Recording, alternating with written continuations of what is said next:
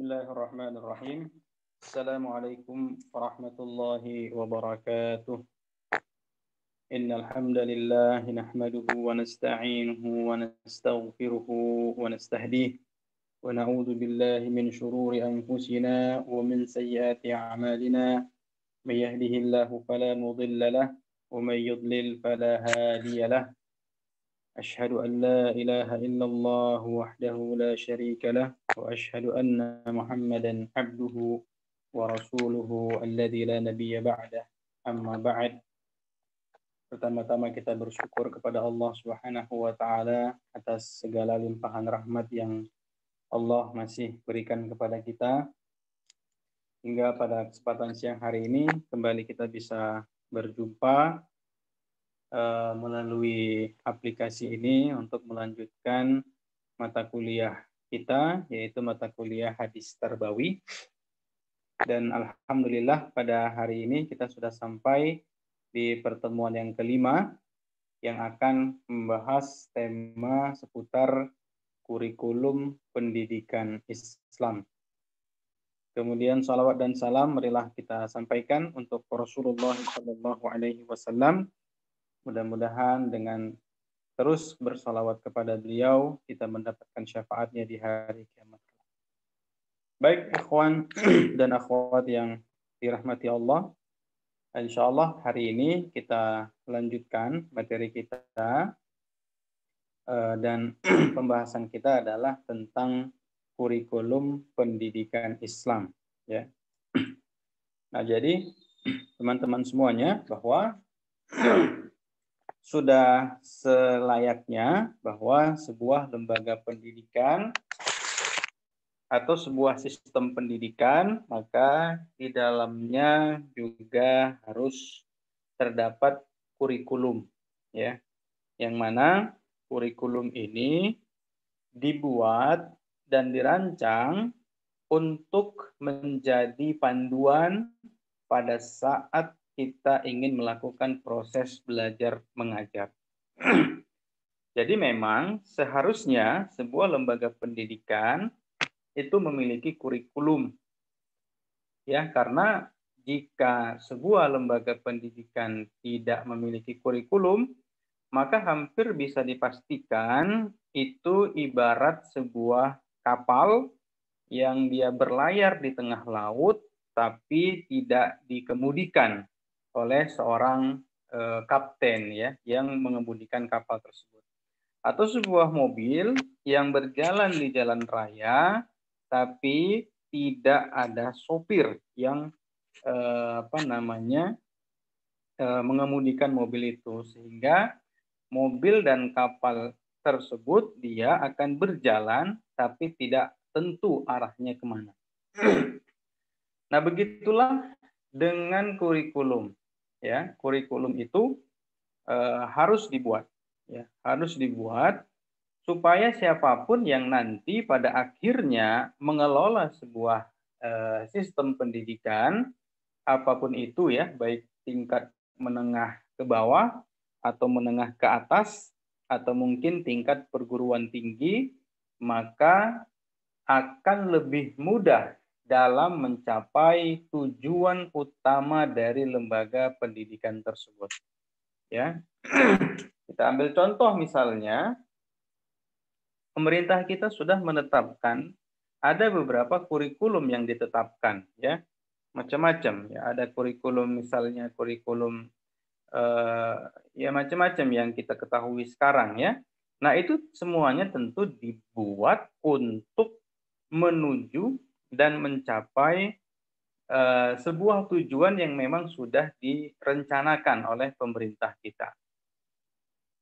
Nah, berbicara tentang kurikulum ini, teman-teman semuanya, ternyata sejak zaman Nabi SAW sebenarnya ada banyak sekali hadis-hadis Nabi SAW yang bisa kita baca, kemudian bisa kita amalkan, dan bisa kita ambil sebagai sebuah pegangan bagi kita betapa bahwa Nabi SAW sudah memberikan arahan kepada kita, sudah memberikan rambu-rambu kepada kita tentang kurikulum pendidikan Islam yang dibuat yang mengelola lembaga pendidikan Islam.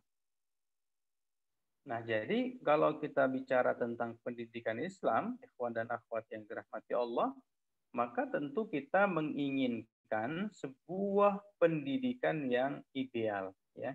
Kita sendiri pun terkadang apabila ingin masuk ke sebuah lembaga pendidikan, ya, atau masuk ke kampus, maka kita akan melihat bagaimana kurikulum yang terdapat di lembaga pendidikan tersebut.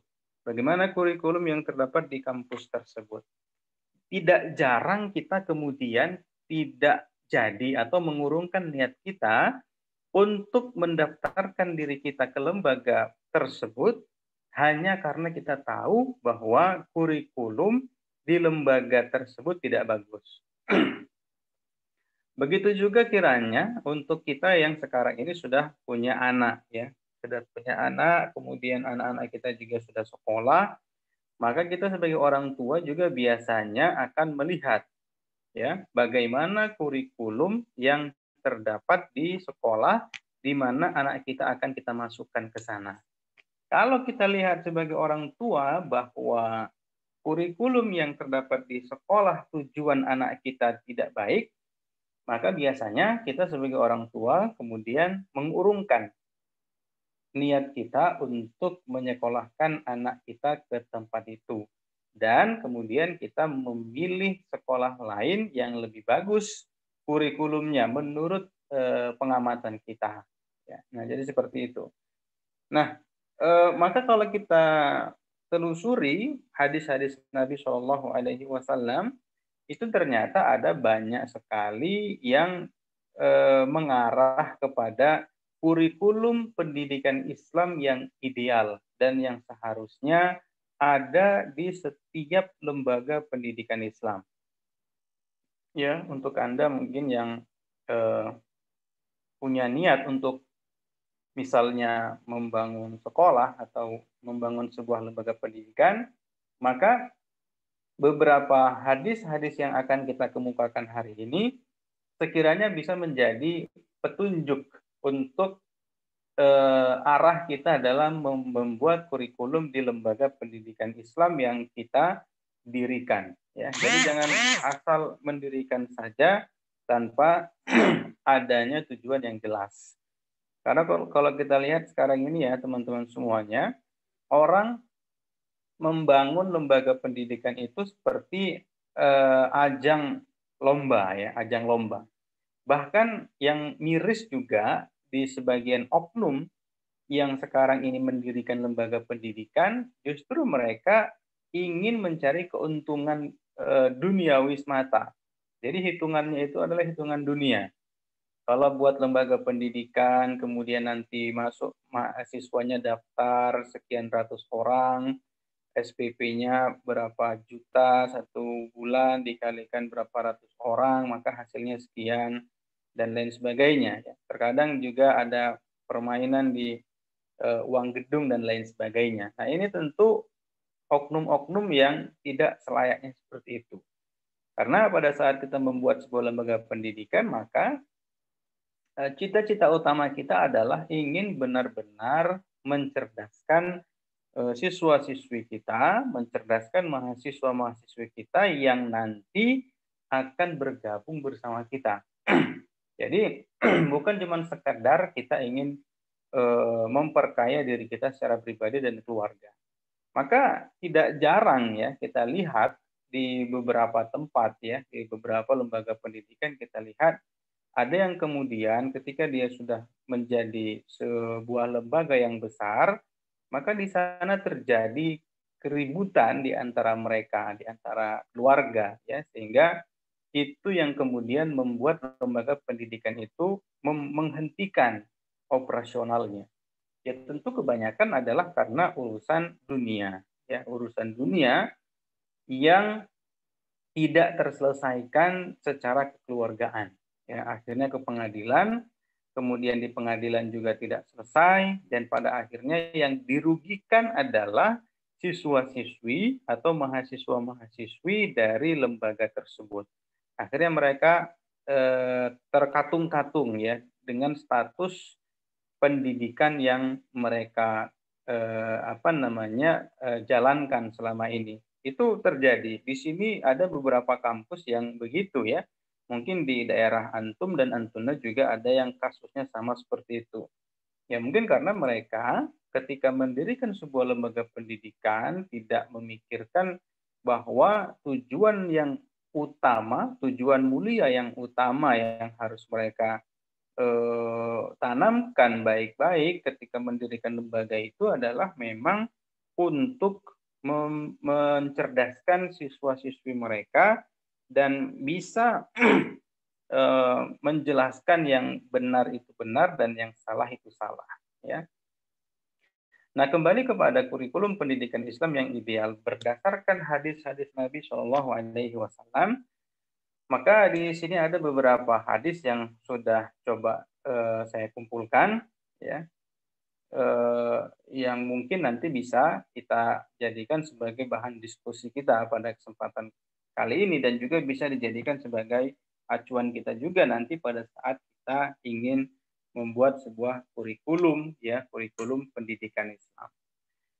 Nah, yang pertama, teman-teman semuanya adalah di dalam kurikulum pendidikan Islam itu yang wajib untuk kita masukkan adalah tentang pendidikan akidah. Ya, pendidikan akidah. Pendidikan akidah ini menjadi satu hal yang amat sangat penting sekali, amat sangat urgent sekali, dan tidak boleh untuk tidak kita masukkan ke dalam kurikulum pendidikan kita.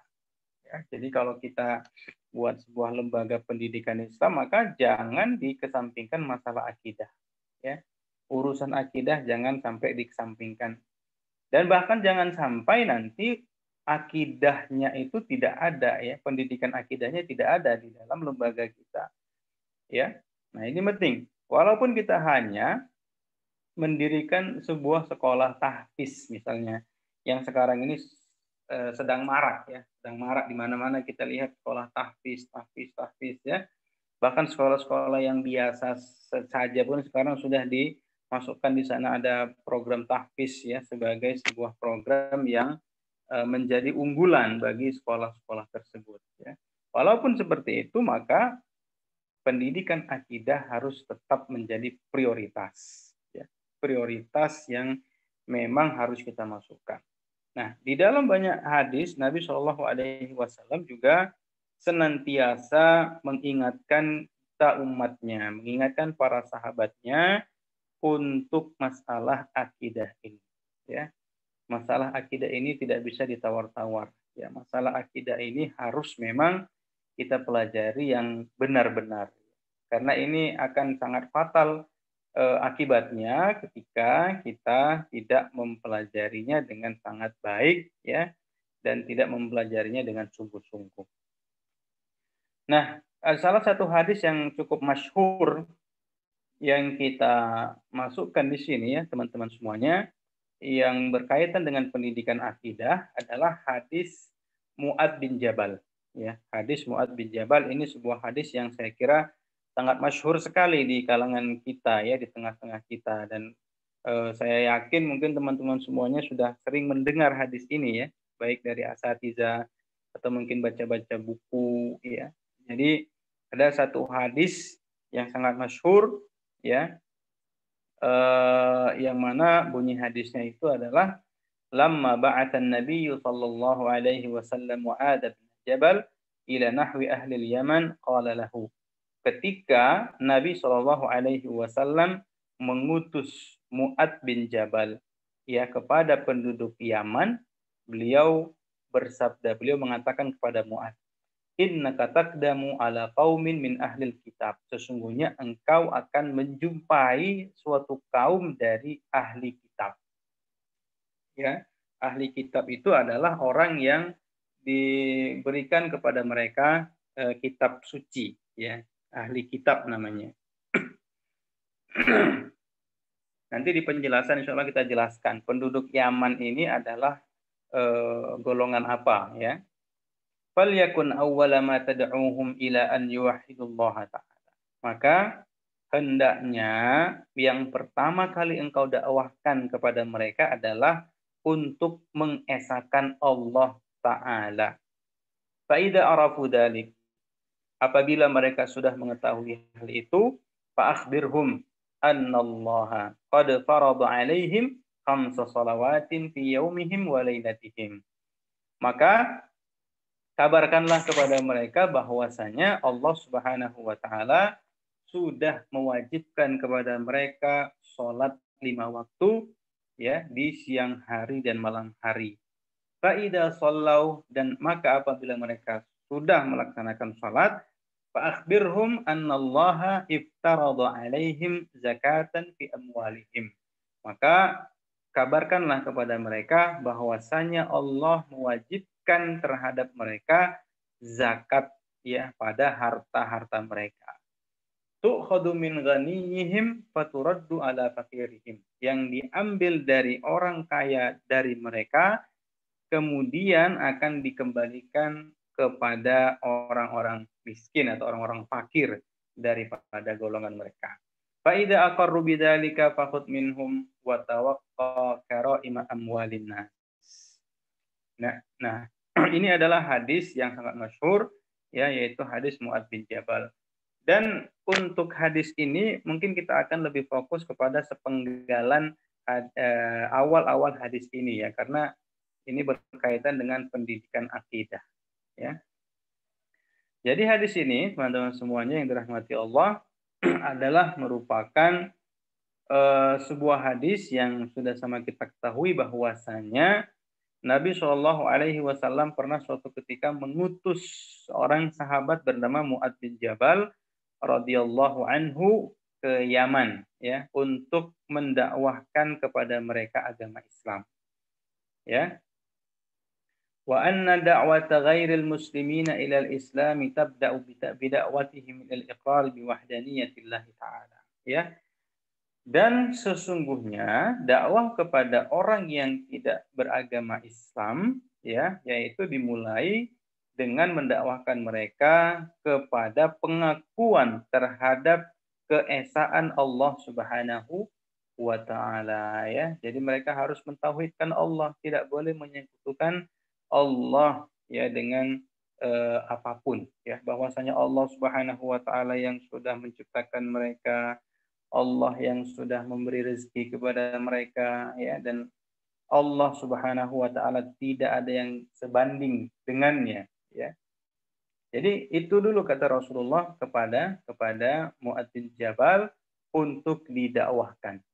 Jadi Rasulullah Shallallahu Alaihi Wasallam tidak langsung memerintahkan kepada Mu'adz bin Jabal untuk mendakwahkan hal-hal yang lain sebelum beliau mendakwahkan tauhid kepada mereka, kepada penduduk Yaman tersebut. Wa qad kana ahlul Yamani ala an-nasraniyati hina idzin. Dan pada saat itu ya, penduduk Yaman itu mereka beragama Nasrani ketika itu ya. Beragama Nasrani ketika itu. Kemudian pada saat mereka sudah mengakui bahwasanya Allah Subhanahu wa taala adalah yang sudah menciptakan mereka, Allah Maha Esa, dan mereka sudah mentauhidkan Allah, maka kemudian Rasulullah menyampaikan kepada Mu'adz untuk menyampaikan hal-hal yang lain ya, dimulai dari bahwa Allah mewajibkan sholat ya, kemudian zakat ya, dan seterusnya ya. Jadi itu adalah merupakan cara yang sudah disampaikan oleh Rasulullah Shallallahu Alaihi Wasallam kepada Mu'adz bin Jabal radhiyallahu anhu wa ardhah pada saat Rasulullah mengutus beliau ke Yaman. Nah, syahid daripada hadis ini dan apa yang kita sampaikan tentang kurikulum adalah bahwa salah satu yang harus kita masukkan ke dalam kurikulum pendidikan Islam itu adalah pendidikan akidah. Ya, dari hadis ini sudah sangat jelas sekali bahwasanya pendidikan akidah itu adalah satu hal yang sangat utama. Ya, di mana kita lihat bahwasanya Rasulullah Shallallahu Alaihi Wasallam ya sudah sangat jelas sekali memerintahkan kepada Mu'ad bin Jabal untuk menyampaikan permasalahan akidah terlebih dahulu pada saat nanti beliau ingin berdakwah kepada para penduduk Yaman. Kemudian yang berikutnya, teman-teman sekalian, ya, yang juga harus dimasukkan ke dalam kurikulum pendidikan Islam itu adalah pendidikan ibadah, ya, pendidikan ibadah. Nah, pendidikan ibadah ini juga harus kita masukkan ke dalam kurikulum kita, ya, kurikulum pendidikan Islam. Ya. Nah, untuk masalah ini, maka kita akan coba untuk menyampaikan satu hadis ya yang juga sangat masyhur sekali di tengah-tengah kita, ya, yaitu hadis dari Ibnu Umar, ya, an Ibni Umar radhiyallahu anhu qala Rasulullah sallallahu alaihi wasallam buniyal Islamu ala khamsin. Islam itu dibangun atas 5 pondasi, ya 5 hal. Syahadati alla ilaha illallah, syahadat bahwasanya tiada ilah yang berhak diibadahi kecuali Allah, wa anna Muhammadan Rasulullah, dan bahwasanya Muhammad adalah Rasulullah, wa iqamis salati, dan mendirikan salat, wa ita'iz zakah, dan membayarkan zakat, wal haji, dan haji, wa shaumi Ramadan, dan puasa pada bulan Ramadan. Rawahul Bukhari. Nah, ini adalah merupakan sebuah hadis yang sangat masyhur sekali di tengah-tengah kita, ya. Hadis yang mungkin kita sudah pernah baca dari kita kecil, ya. Yang sudah kita tahu dari kita sejak TK, ya.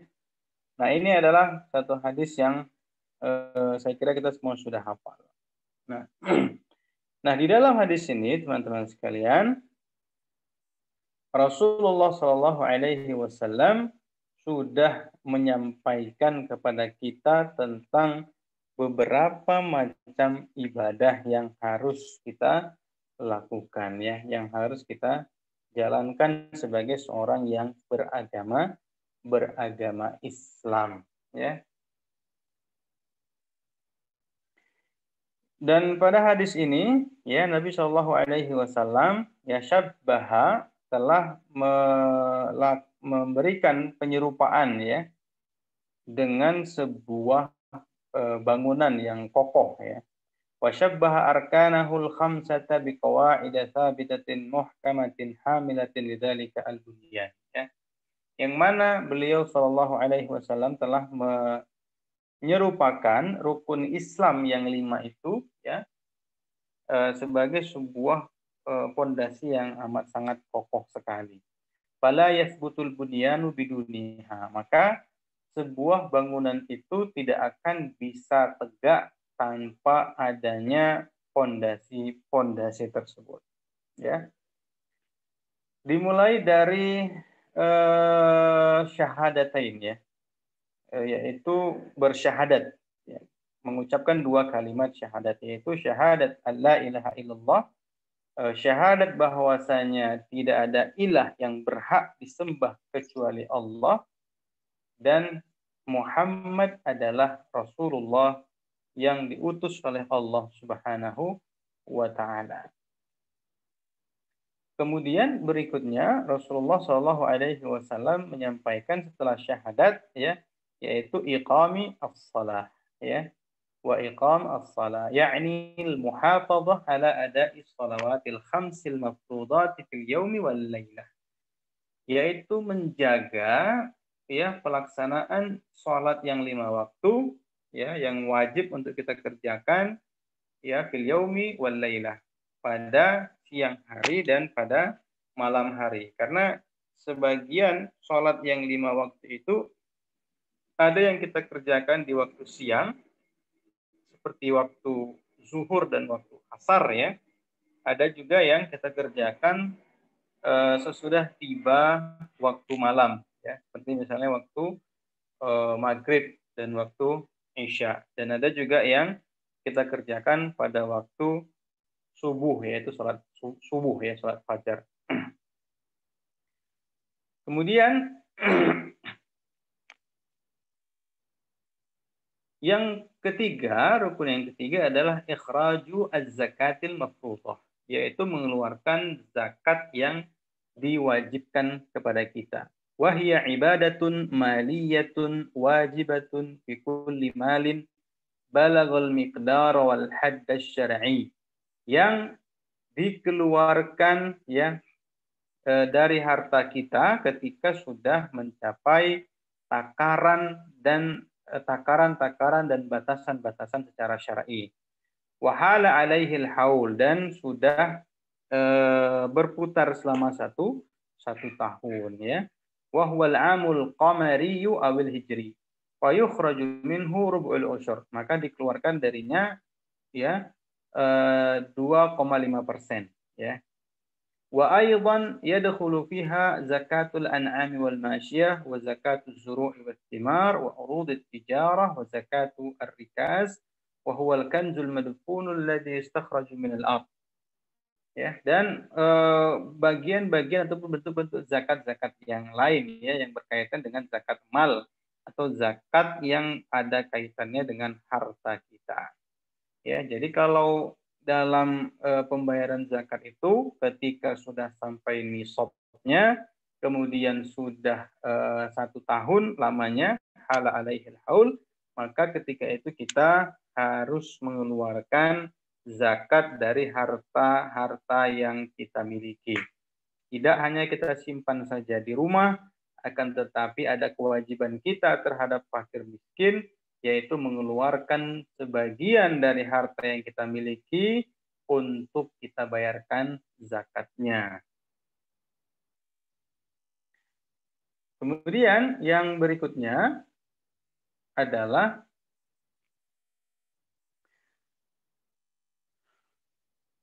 warruknul khamis saumu Ramadan ya, wa huwa ibadatun badaniyah.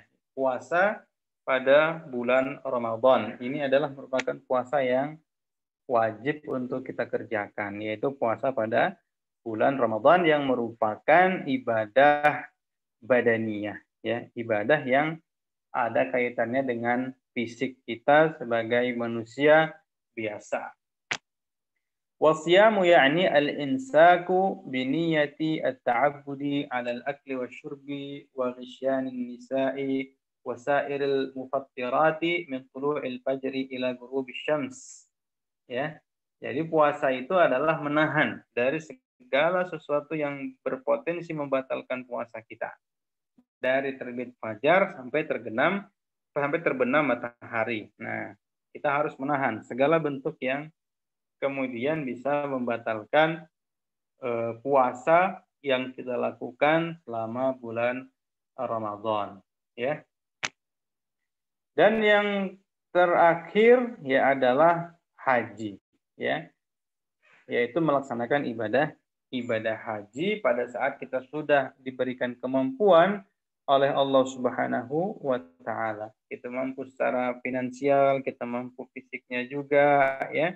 Tidak ada arah melintang yang menghalangi kita, maka kita berangkat menuju ke tanah suci untuk menunaikan ibadah haji, ya. Nah, kalau bicara masalah ibadah haji ini, fenomenanya di Indonesia semakin kemari sepertinya agak semakin susah ya untuk kita bisa melaksanakan ibadah haji dengan cepat. Karena kalau kita lihat antriannya sangat panjang sekali. Ya, ada yang sampai 10 tahun, ada yang sampai 15 tahun, ada yang sampai 20 tahun yang akan datang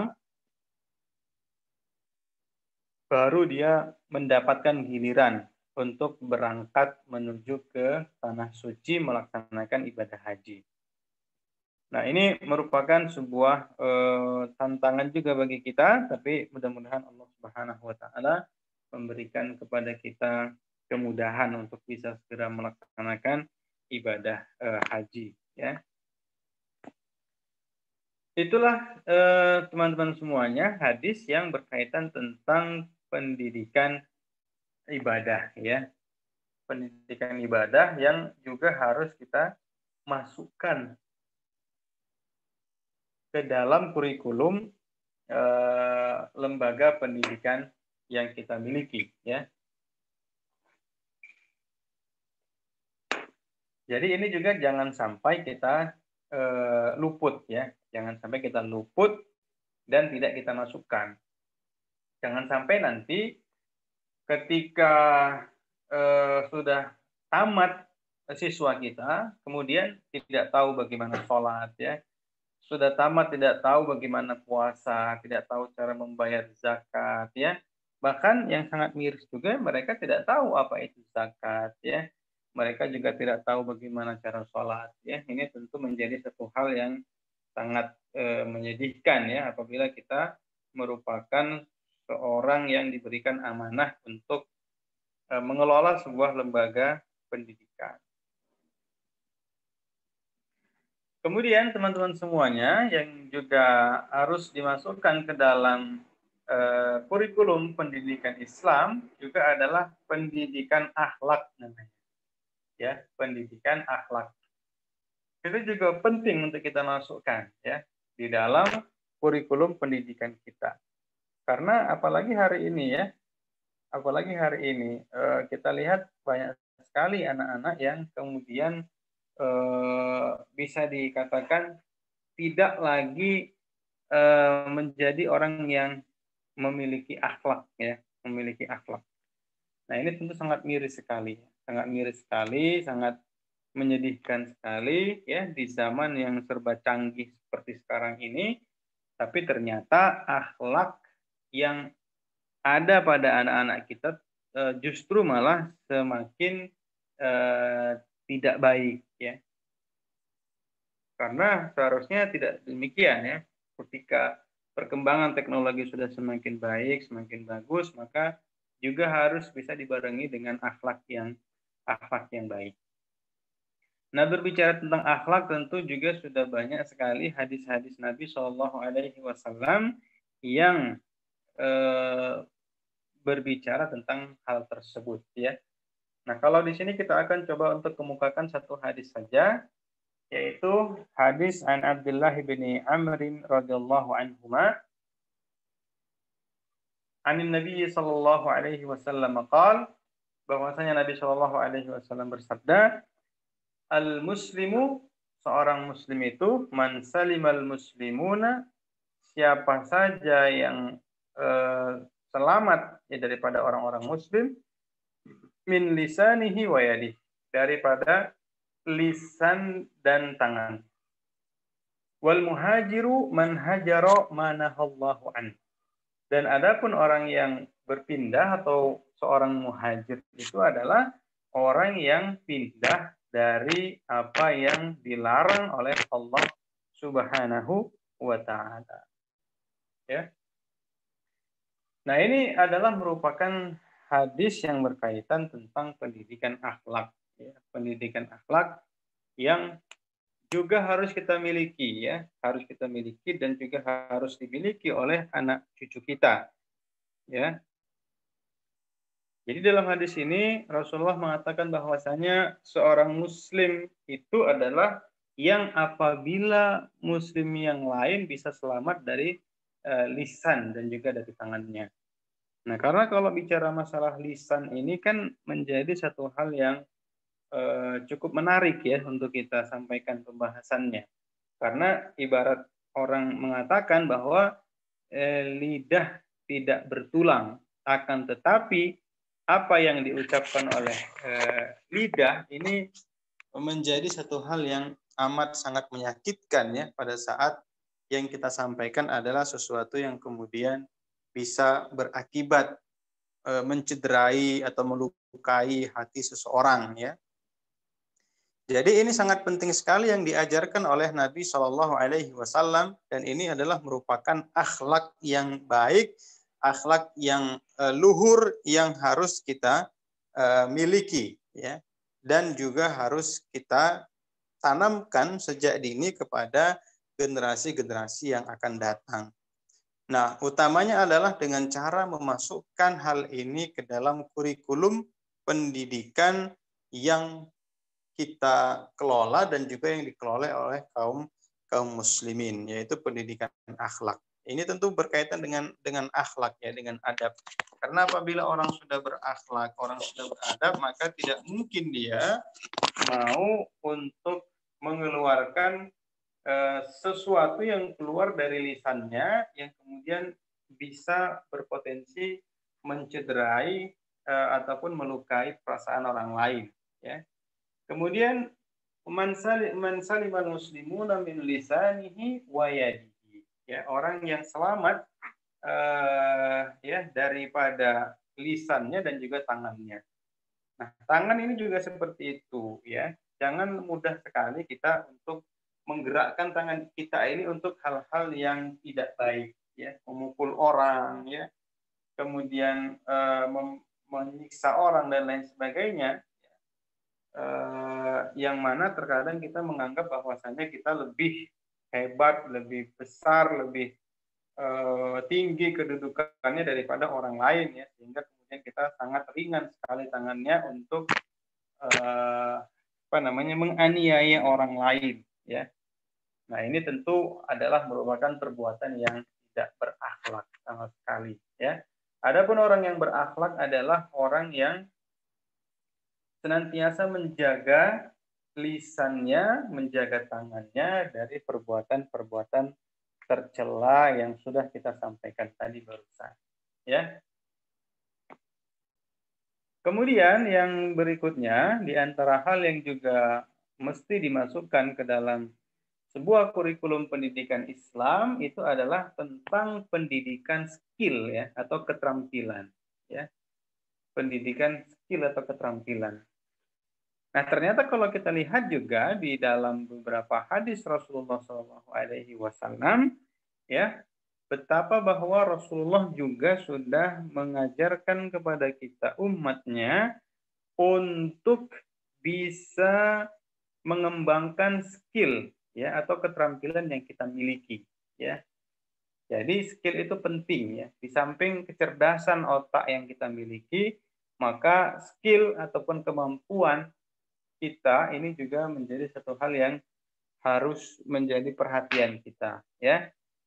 Nah, dalam hal ini kita akan sampaikan satu hadis Rasulullah SAW an Abi Hurairah qala sami'tu Rasulullah sallallahu alaihi wasallam yaqul la an yaghduwa ahadukum fayahtib ala dhahrihi fayatasaddaq bihi wa yastaghniya bihi minan nas khairun lahu min an yas'ala rajulan a'tahu aw mana'ahu dhalik fa inna yadal ulya afdalu minal yadis sufla wabda biman ta'ul.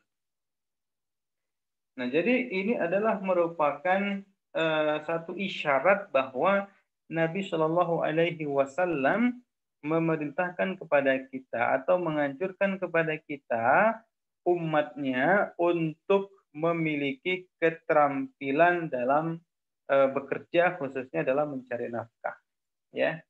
La an yaghdwa ahadukum, ya. Hendaklah atau seseorang yang pergi, ya, menjelang siang, artinya pergi pagi-pagi menjelang siang, ya. Kemudian fayahtib ala dhahri, kemudian dia membawa kayu bakar di atas punggungnya. Fayatasaddaq bihi wa yastaghni bihi minan nas. Kemudian dia bersedekah dengan hasil yang tadi sudah dia dapatkan. Karena kalau dulu memang ada banyak sekali orang-orang yang pekerjaannya itu mencari kayu bakar, kemudian dijual, kemudian dapat uang, ya, dan seterusnya. Maka ini yang dijadikan Rasulullah SAW sebagai permisalan di dalam hadis beliau, ya. Fayatasaddaq bihi wa yastaghniya bihi minan nas. Kemudian dia mencukupkan dengan hal itu daripada manusia. Khairun lahu min an yas'ala rajulan. Maka itu lebih baik bagi dia ketimbang dia meminta-minta kepada orang lain. Ya. Jadi daripada dia minta-minta di tengah jalan, minta-minta dari rumah ke rumah ya kepada orang lain, maka Rasulullah mengatakan orang yang mencari rezeki ya dengan caranya sendiri, dengan cara yang halal walaupun tidak banyak hasilnya, maka itu lebih baik daripada dia meminta-minta. Ya. Apalagi kemarin itu sempat ada kasus yang viral ya bahwa pengemis itu ternyata gajinya penghasilannya luar biasa fantastis, bisa sampai punya rumah mewah dan lain sebagainya. Nah, maka walaupun seperti itu, maka itu tidak jauh lebih baik daripada orang yang di awal tadi yang hanya walaupun dia mencari kayu bakar, kemudian dijual, kemudian dia dapat uang untuk mencukupi diri dan keluarganya, ya, maka itu lebih baik daripada dia meminta-minta. A'tahu aw mana'ahu dzalik. Karena apabila kita meminta-minta, itu dia biasanya akan ada dua kemungkinan. Kemungkinan yang pertama kita akan diberi, ya, dan kemungkinan yang kedua kita akan ditolak atau tidak diberi sama sekali. Ya, jadi namanya minta-minta itu kan bisa diberi, bisa tidak, ya. Nah, itu. Fa inna al-yadal ulya afdalu minal yadis sufla. Ya, karena sesungguhnya tangan di atas itu yaitu orang yang memberi afdalu minal yadis sufla. Lebih baik, lebih utama daripada tangan di bawah atau orang yang meminta-minta, ya. Jadi Rasulullah mengatakan seperti itu, bahwasanya meminta-minta itu tidak lebih baik, ya. Ya. Orang yang memberi itu lebih baik daripada orang yang meminta-minta. Wabda biman ta'ul. Dan mulailah dari orang yang wajib untuk kamu nafkahi. Ya, ini Rasulullah ingin menjelaskan kepada kita tentang ya bagaimana cara kita untuk membagi-bagi harta penghasilan kita. Wa ibda biman yajibu alaika nafaqatuhum. Maka mulailah ya dengan orang yang wajib kita beri nafkah terhadap mereka. Wa ma yahtajuna ilaihi min umuril haya min qutin wa sakanin wa malbas. Dan apa yang mereka butuhkan, apa yang mereka perlukan ya dari bahan makanan, kemudian tempat tinggal, kemudian pakaian ya yang menjadi hal-hal yang memang wajib untuk kita penuhi ya sebagai seorang suami terhadap istri dan sebagai seorang ayah terhadap anak-anaknya. Kemudian yang berikutnya, ikhwah dan akhwat sekalian, yang terakhir adalah yang juga harus kita perhatikan dan kita masukkan ke dalam kurikulum pendidikan Islam itu adalah tentang pendidikan jasmani. Ya, pendidikan jasmani. Kalau sebelumnya tadi kita bicara tentang skill, maka pendidikan tentang kesehatan jasmani kita ini juga menjadi satu hal yang harus kita masukkan ya dalam kurikulum pendidikan kita. Jangan kita menganggap bahwa ini adalah merupakan satu hal yang remeh ya, tidak ya. Ya, dalam satu hadis Rasulullah Shallallahu Alaihi Wasallam mengatakan, ya, An Abi Hurairah qala qala Rasulullah Shallallahu Alaihi Wasallam, al-mu'minul qawiyyu khairun wa ahabbu ilallahi minal mu'mini ad-dha'if. Ya, orang yang beriman yang kuat itu lebih baik ya dan lebih dicintai oleh Allah Subhanahu wa taala minal mu'mini ad-dha'if, daripada seorang mukmin yang lemah. Ya. Wa fi kullin khairun, dan pada setiap sesuatu tersebut ada kebaikan di dalamnya. Ihris ala ma yanfa'uk. Bersungguh-sungguhlah terhadap apa yang memberikan manfaat kepadamu. Wasta'in billahi wala ta'jas. Dan mintalah pertolongan kepada Allah Subhanahu wa taala dan janganlah kamu merasa menyerah ya, merasa lemah ya. Wa in asabaka syai'un fala taqul law anni fa'altu kada kana kada wa kada. Dan apabila engkau tertimpa sesuatu, maka janganlah katakan kalau seandainya aku melakukan ini maka akan begini dan begini. Walakin qul, akan tetapi katakanlah qadarullahi wa ma syaa fa'al ya. Allah Subhanahu wa taala sudah mentakdirkan dan dia melakukan apa yang dikehendaki.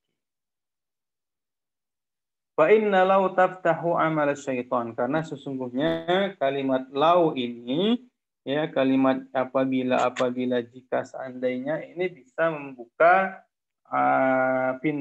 pintunya syaitan ya. Nah, tentu kita harus lebih berhati-hati lagi dalam hal ini.